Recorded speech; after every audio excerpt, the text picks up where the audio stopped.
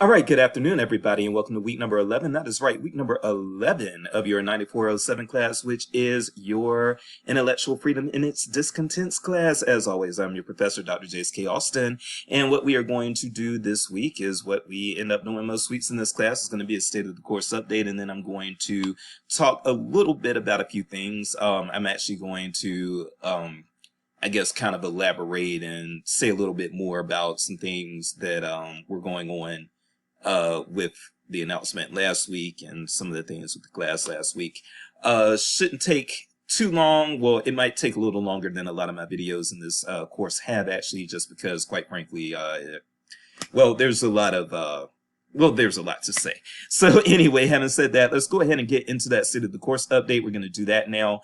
And then after that, I will say a few things about the topic last week and then a few things going into this week. So let's go ahead and get started. First of all, this is your prompt this week. We'll be talking about privacy and confidentiality. And again, there are some things within we're talking about sex offenders in this prompt. So, again, another sensitive subject, another heavy topic. So again, please mind your manners. You can definitely disagree. Be sure that you disagree civilly. Be sure that you, if you are not able to disagree civilly or find a way to actually communicate a disagreement in a way that's not going to cause, I would say, unnecessary friction within the class, then let me just say, if you aren't able to respond to somebody in a healthy way, then just pick somebody else to respond to when it comes to the discussion board prompts. But I do think that last week's was a little bit heavier than this week's, because the one thing that we do have going for us this week is, yes, sex crimes and sex offenders are definitely a sensitive subject, but there are, let me just put it this way, everybody is going to be in 100% agreement that sex offenders are not part of a marginalized class. Let's just put it that way. That's the easiest way to put this. No, don't get me wrong. You can make the argument that the formerly incarcerated are also a marginalized population, and then group sex offenders in with that. So there's always an angle that you could go, but I think that for the most part, you're not going to have a lot of people who are apologists for sex offenders, and so that will make we can all look at sex offenders with disdain. And so that's going to make this topic a little bit easier, because we are looking at what's potentially a good versus evil situation when it comes to sex offense. And that's not really what we were looking at last week. All right. So that's the best way I can put it. Outside of that, just respond to the prompt. And then outside of that, other things that we have going on. You do have an advocacy letter that's going to be coming up due in the not too distant future, but I think we still got a little bit. Let's see when that is. All right, let me pause. Okay, so your advocacy letter assignment is actually going to be due on November the 17th. So you do still have a little bit of time with that. But yes, go ahead, and I would say please at least just look at the prompt for that this week, just so that you know what's coming. But it's not something that I think is going to stress you all out. Really, I think that the advocacy letter assignment is probably going to take you no more than 4 hours. And it's not necessarily going to take you 4 hours either. I'm just saying that 4 hours is probably the maximum amount of time that you're going to have to put into that assignment. Okay, so you've got that coming up. We are going to have the debate on is it November the 28th? Let me check that as well. Give me one moment. So yes, our hate speech debate is going to be on November the 28th, and it's going to take place. We've already announced the teams and all of that stuff. For those of you who are debate participants, the spaces have been created for you within Canvas to have just sort of your little debate space. But I will be getting up with you all this week via email, just sending you all out the debate protocols and everything, so that you all have those. And then I'm just also going to be checking in just to see how your progress is going. You do have a little less than a month, but you have still, I think, plenty of time to just kind of get your arguments together and everything. And again, I hope you've already started at least like collecting some sources and stuff like that. And that way, you can use this month of December to just kind of dive right in. For those of you who are participating in the debate, I really don't want you all to be too worried about the fact that you do also have that advocacy letter due, because again, I think the advocacy letter is only going to take you about 4 hours at the most, and maybe probably even less than that. And so I do think that if you are, excuse me. So I do think that as long as you all have already started or plan to at least start this week trying to get a game plan together, then the advocacy letter isn't something that's going to interrupt you too much or demand too much of your time and take you off of your game as far as getting ready for the debate. And then don't forget to, for my debate participants, don't forget that you do not have to do the final paper. So after you do the debate on November the 28th, after that, it's smooth sailing for you. Everybody else is going to have a final paper that's going to be due on December the 11th, and you're not going to have to do that. So those are some things that I want you all to keep in mind there. And aside from that, everything is good. I'm very pleased actually with, I've made it through the discussion boards from last week. Very pleased with how they went. I did see, just as kind of a reflection for me, I am going to say I did notice that I shouldn't say almost all of you, but I'm only recalling one person right now who specifically said that they would not allow that Wolf program at Seattle Public Library. And pretty much everybody who said, who answered, would you or would you not, pretty much said they would. But for the one person that I remember, and I'm not calling out names right now, but for the one person who did say they probably wouldn't, what I would say to that is, you're not alone. You may have been alone in this class. Don't get me wrong. You may have been alone in this class, but there are a lot of professionals in the field who do agree with you. Okay. So I don't want you to feel that you were taking some sort of rogue position that no one would agree with and that nobody would think had any merit or anything like that. Quite frankly, yes, a lot of people in this field feel the same way that you do. And I'm talking again specifically to the student who said that they probably wouldn't allow the program. But there are also a lot of people in the field who say that Seattle Public Library probably had no choice, which is what I gather is the majority response in this class. And so there is room for all of it. That's really what I want to leave you all with. I'm not going to say one is right or one is wrong. I did put this as a response to one of the discussion board posts, what my course of action probably would have been if I were in Marcellus Turner's shoes. What I probably would have done, yes, is allowed the program to happen, but then had a library sanctioned, library sponsored program a bit later, just kind of assuring the community that trans people are welcome within the library space. So probably what I would have done is, I don't know how I would have packaged it, but there would have been some pro-trans programming after Wolf delivered their presentation or used the meeting space. Sorry, it's early. I'm still all over the place in my thinking, but yes, again, I'm just saying that I probably would have had a counter program, and I would have made it explicitly clear that the Wolf program was not sponsored by the library, but that the counter programming is. So that's the way I would have done it, but that's not necessarily right or wrong. And the responses that you all had were not necessarily right or wrong either. I do most of these with quite a bit of potential gray area because I want to see what comes out when people are sort of diving into that gray area, if that makes sense. Okay. Oh, and also just really quick, before I get into anything else, I did have somebody email me about I think somebody felt that they were kind of absent on the sync session from last week. And I do just want to let you all know the grades actually have not been put in yet. I did do screenshots of the people who attended, but I have not been able to actually put the grades in, but I will get that done this week. So I'm sorry about that. Okay. Let's go ahead and talk about a few other things.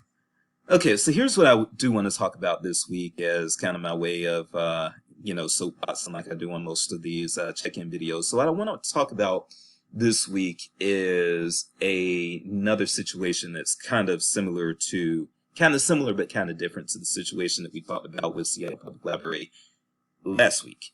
So last week we talked about Seattle Public Library and how Wolf was allowed to come in and use a meeting space, have a program there and that sort of thing. and the blowback. And there was a lot of blowback. I remember everything as it was happening in real time because I was in the field at the time. And because I know Marcellus Turner, I don't know him well, so I wouldn't say that he and I are friends, but he and I do know of each other and have communicated in the past. So I say that to say that there was a lot of blowback and pushback. If you Google around some more, some of you probably noticed that, and a lot of people did this. A lot of people who are former movers and shakers actually renounced their awards. In fact, let me pull that up. Hold on. All right, and I apologize for all this awkward starting and stopping, but this is the only way to kind of prevent you from actually having to watch me like Google and pull up all this stuff and find it. I do want to try to cut down all of that that's going on in these videos, but here's what I do want to say. So yes, these are movers and shakers is like a really big deal in the library of science profession, and I'm not exactly sure. Well, I am sure why, but movers and shakers is a big deal. If you ask me, it's just the stupid librarian popularity contest. I believe that librarians honestly just spend too much time with each other. I think that a lot of librarians, and I don't say this, I'm not just pulling this out of my ass. I've had a lot of librarians actually tell me this, but a lot of librarians make librarianship their whole social life. Like all of their friends are librarians. They look forward to conferences because that's how they see their friends. They don't really have like social lives outside of librarianship. They don't say too much to rock the boat because they don't want to lose their librarian friends on Facebook and stuff like that. It's really, really sad. And what Movers and Shakers is to me is just this very awkward library popularity contest. It's really weird.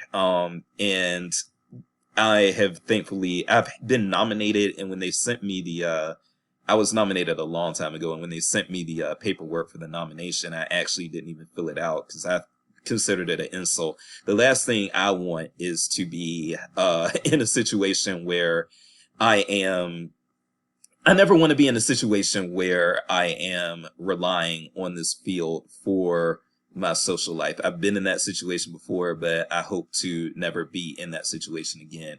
And I would rather be just unpopular for the rest of my life than be popular among a bunch of librarians. That's just weird to me.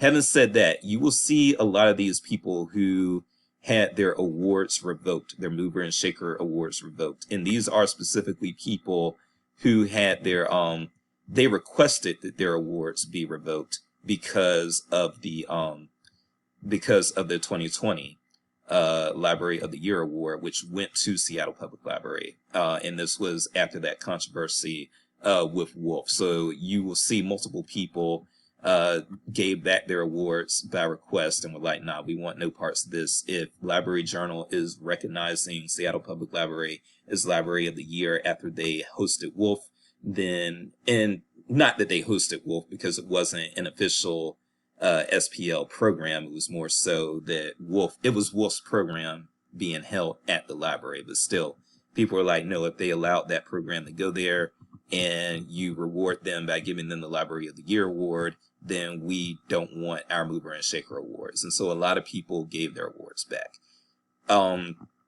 Anyway, I'm saying all of that to say, yes, if you Google around about Seattle Public Library and that whole incident, you will find a lot. There was a lot going on. A lot of people spoke against it. People were very loud. People were very angry, and people put on their advocacy hats to show solidarity with the people who felt, but the people who felt unsafe, uncomfortable, unwelcome in the Seattle Public Library space when they held that event.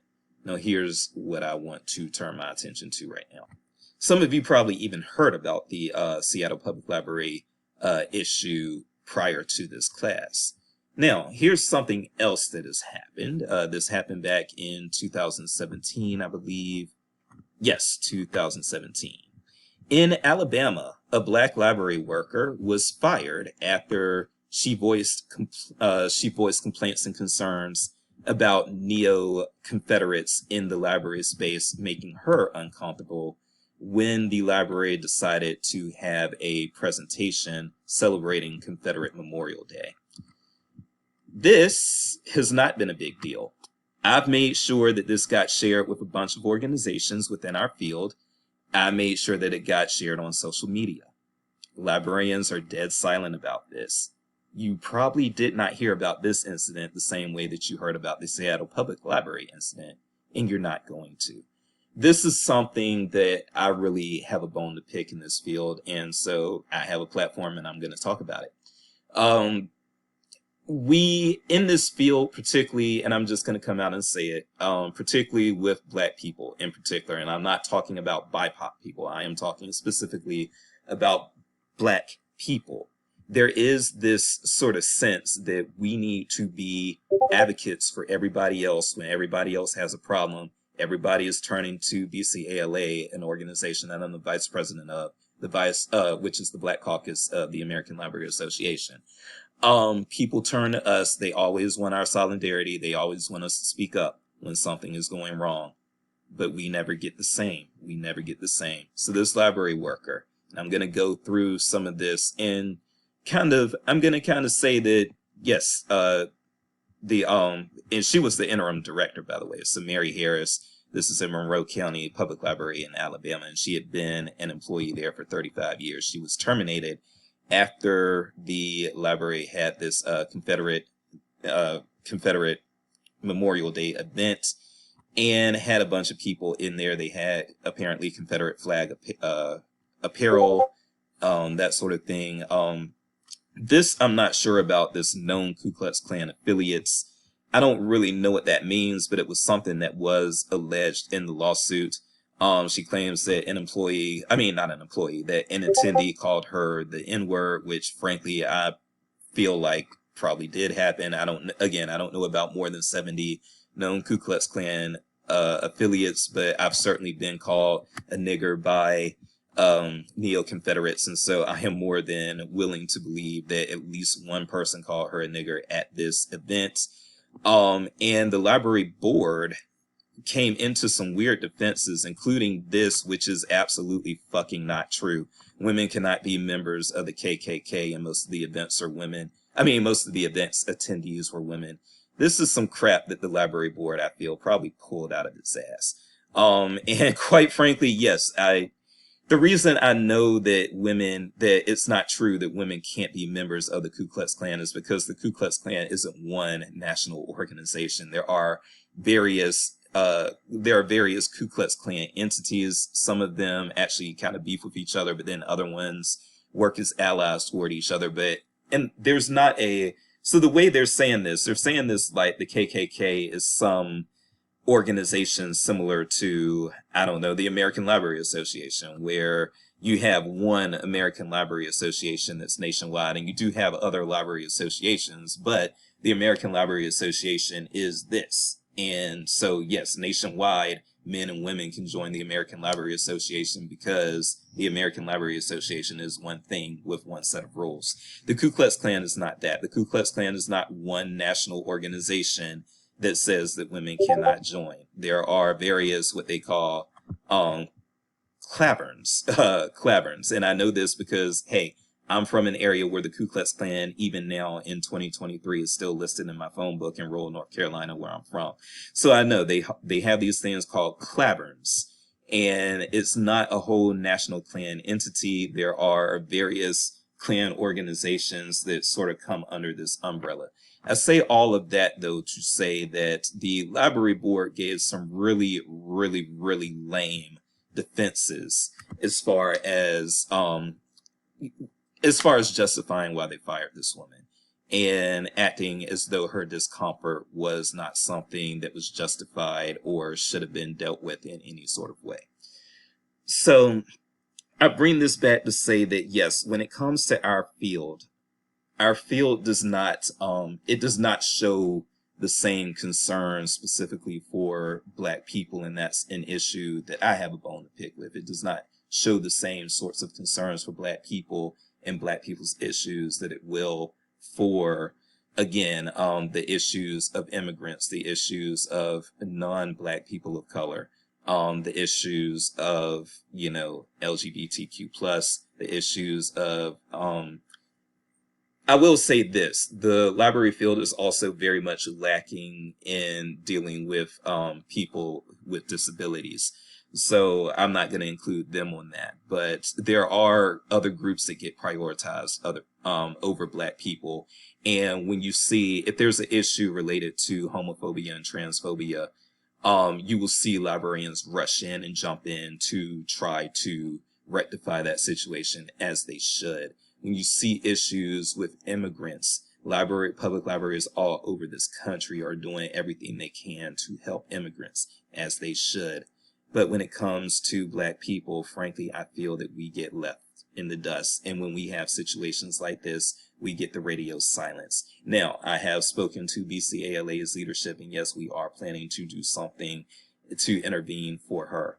But for this, sorry, I had to look up the name again, Mary Harris. But yes, BCALA is planning to do something for her. But all of the librarians who were gung-ho about what was going on with Seattle Public Library and denouncing Seattle Public Library for it, they are radio silent on this, and I don't know why.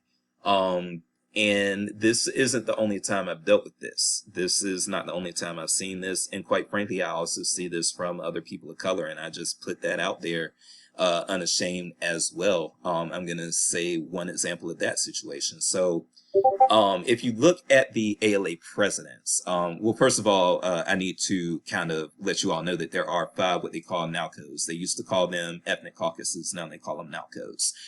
The Black Caucus, the American Library Association, which again, I'm vice president of. There's also Reforma, which serves the Hispanic and Spanish-speaking populations in this country. There's also the Chinese American Library Association, the Asian and Pacific Islander Library Association, APALA, and then also the American Indian Library Association, or AILA. So there are 5 ethnic caucuses that exist within our field, and they come together for this thing that they call JCLC, which is the Joint Council of Librarians of Color, right? And we're all supposed to be into this BIPOC solidarity. For those of you who don't know that term, BIPOC is Black, Indigenous, and People of Color. It's another term that, quite frankly, I think is dumb, but there's not enough time to in this video, and it's too much of a distraction to go into why I don't like the term BIPOC. But I do feel that what this field has done is, when it comes to racial grievances of people within this field, they created kind of a ethnic binary, if you will. It's white versus BIPOC.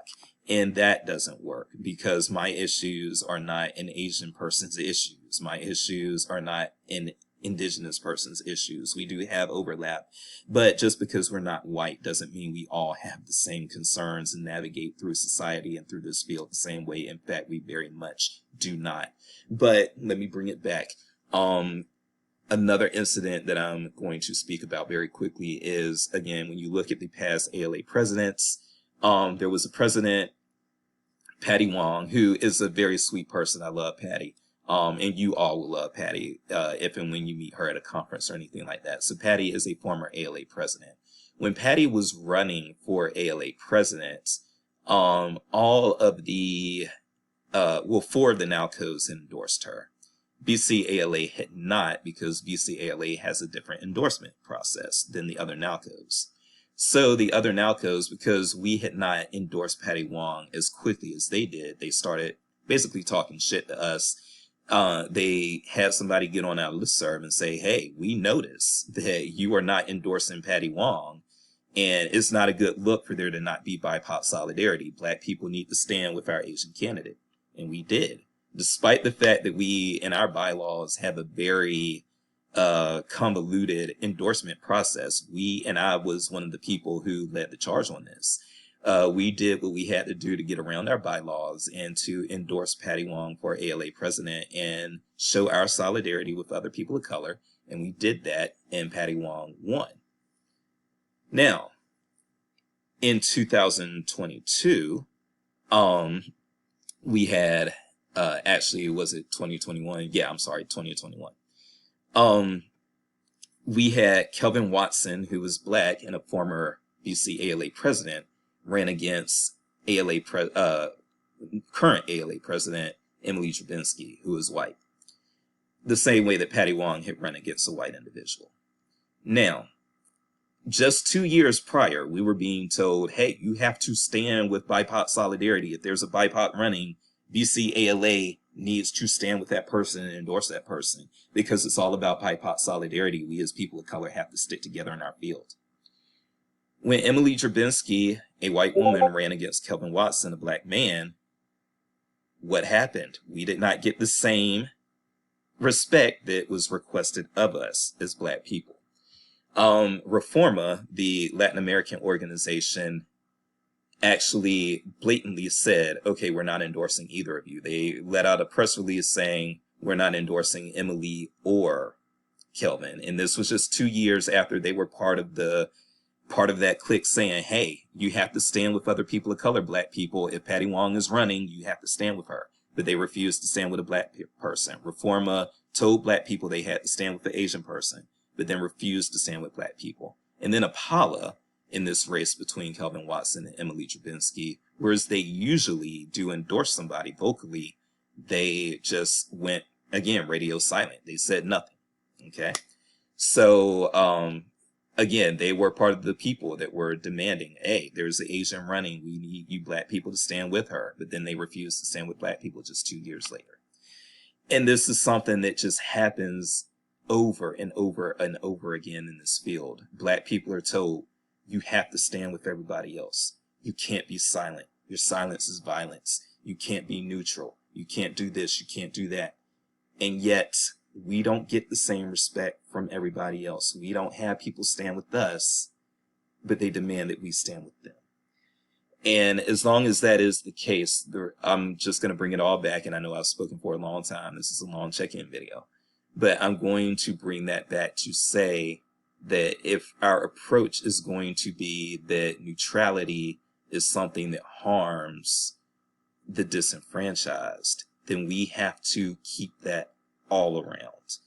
And quite frankly, I just have to say, for me as a black man operating in this field that forgets about black people all the time and dismisses us all the time, and I just gave y'all 2 examples today, but I can go on and on and on.